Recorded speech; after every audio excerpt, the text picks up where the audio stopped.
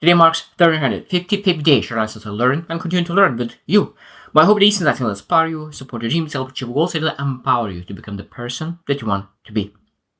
Yesterday I was sharing how to be a great competitor. And I said that, okay, let's look into surface level, how to be a great competitor, and today going a little bit deeper, how to be a great competitor. I think that's such an important topic because when you're a great competitor, you're able to compete not in just random things, not in the minor things, but you need to compete in the major things if you want to be the best employee and make the money necessary to provide for a family, have financial freedom, build a business. You need to compete. Of course, you're able to contribute and add massive value, but at the same time, is competition as well. At the deep down, there's competition. So how to be a great competitor is, I think, is an essential topic because every single person competes in one way or another. Your wife, your husband, is because you won the competition against other people. I think that's very, very important to understand. So today I share nine more things that we can really reflect on when you think about how to be a great competitor. Number one, make it part of your identity, but not all of it. So I think that's when you think about identity, that means that it's not what you do. Like, I love to compete. I compete all the times. So this is what they do. I compete.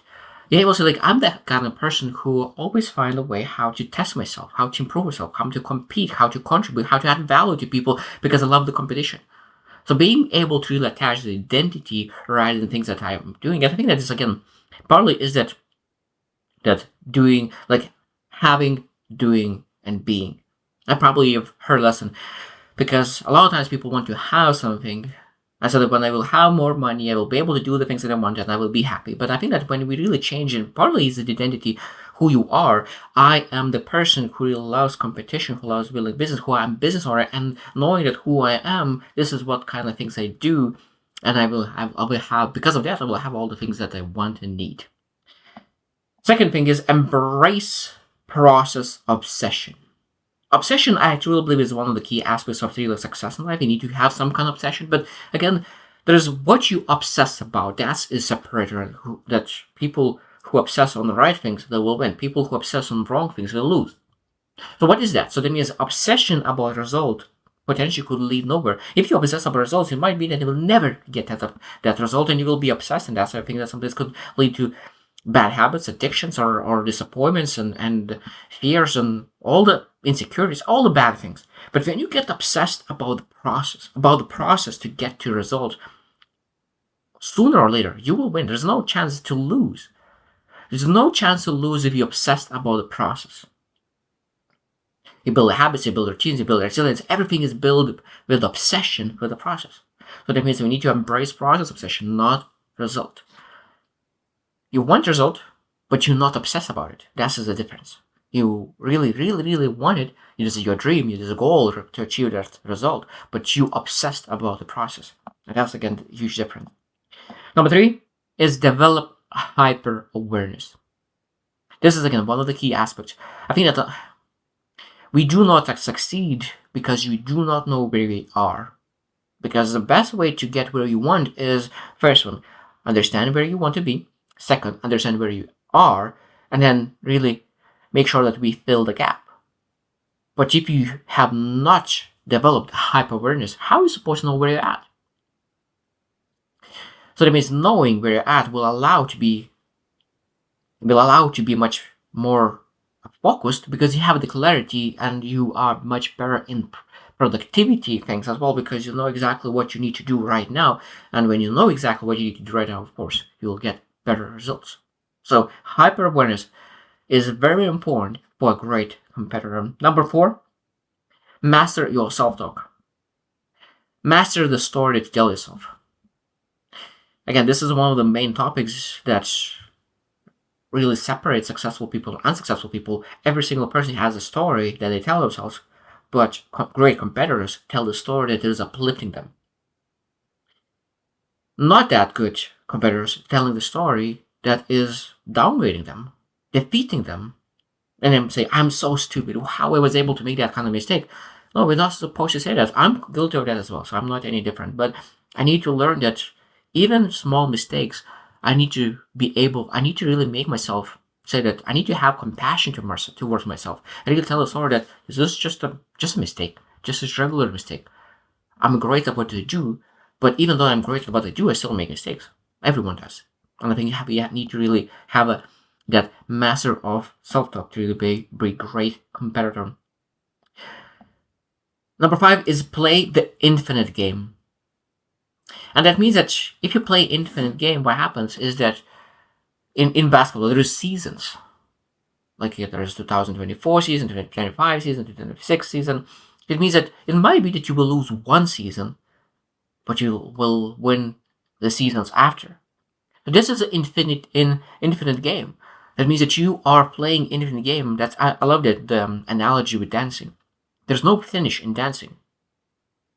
It's only when a song is finished, but then you could be finished. But you never finish dancing. And I think that infinite game, that means as well, whatever you do, like infinite game is being the father, is infinite game.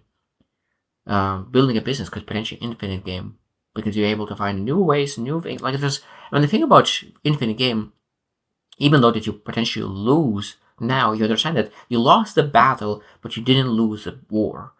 And the war is in your hands. And I think that's when you have that infinite game mindset. Number 6, build anti-fragility, not just mental toughness. I think that what is separation between mental toughness and anti-fragility is that mental toughness is allowing you to do the right things over and over and over again. That's essential to have that result. But anti-fragility means that when you fail, when you fall down, when you're knocked out by the circumstances of your life, did you give up? Or are you fragile? Did you break? Or are you able to put yourself together and really do the right things anyway? So what happens when you really try your best and you failed anyway? If you did your best. That is anti-fragility. That means that even though that you really wanted, this was your dream, but you failed at that dream, and maybe that was not of your path that you're supposed to take anyway. What do? Do you recalibrate yourself and do you go after the dream? So you say that this is not for me. And this is anti-fragility. The great competitors are anti-fragile. That means that they don't break. They fall down, but they don't break. That's the big separation. They fall down, they stay down for a minute, understand what happened, and they go up again because they have that in mind that I want to win. Number 7, balance of ruthless and playful energy. I do love that because every single person needs to have that playfulness. Playfulness gives so many benefits in life that we sometimes miss. Playfulness gives creativity. Playfulness gives the energy something is missing. So that means you need to have that ruthless energy that I'm going after no matter what. I'm going through the walls to make it happen. But sometimes we need to have that playfulness with people around to be able to play and learn. And because when you play, you understand that there's no mistakes. There's no mistakes in playing. So you play and you learn like that way. So ruthlessness is when you're going through things, while playfulness is when you go and develop ability to really be very flexible, adaptable, and playful. And I think that's very important to have both energies at the same time because it allows to be more flexible, to be a great competitor. Number 8, create personal competitive principles. So what are the rules? What are your models? Who you are in competition?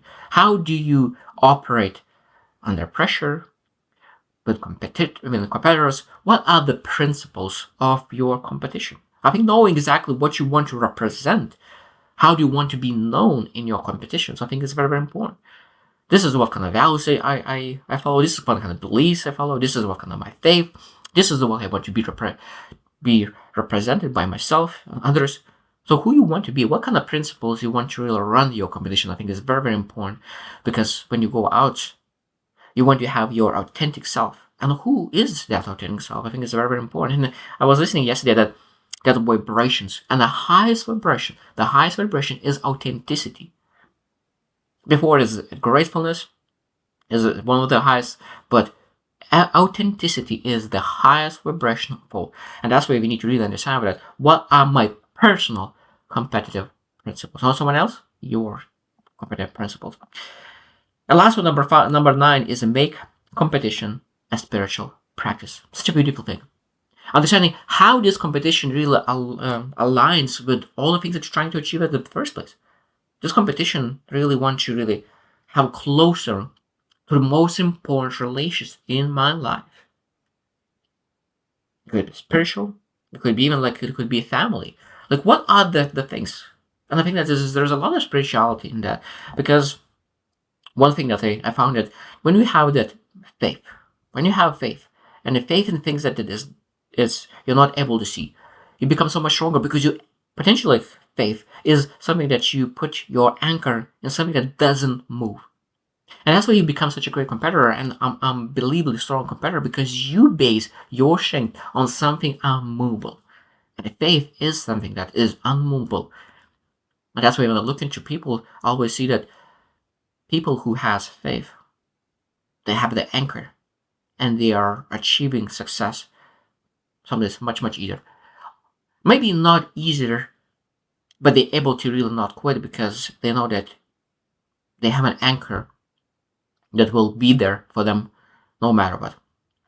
So I hope that you reflect again, second time, like, are you a great competitor? Do you want to be a great competitor? Or are you will be working to become the great competitor that you could really achieve that vision that you potentially have set for yourself? So I hope you just win and see you tomorrow.